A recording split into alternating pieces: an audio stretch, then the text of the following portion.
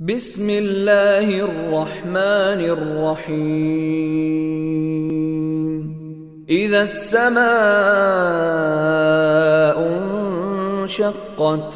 وأذنت لربها وحقت وإذا الأرض مدت وألقت ما فيها وتخلت وأذنت لربها وحقت يا أيها الإنسان إنك كادح إلى ربك كدحا فملاقيه فأما من أوتي كتابه بيمينه فسوف يحاسب حسابا يسيرا وينقلب إلى أهله مسرورا وأما من أوتي كتابه وراء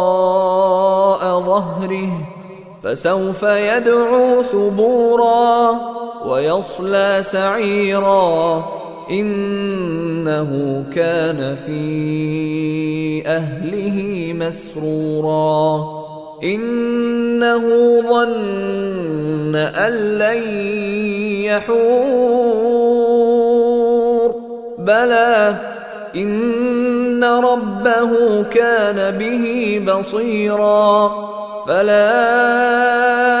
أقسم بالشفق والليل وما وسق والقمر إذا اتسق لتركبن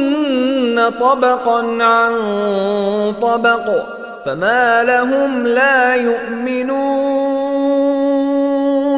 وإذا قرئ عليهم القرآن لا يسجدون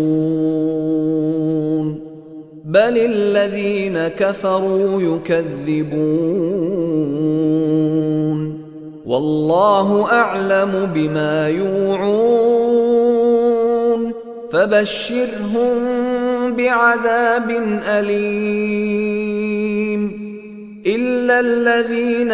آمنوا وعملوا الصالحات لهم أجر غير ممنون.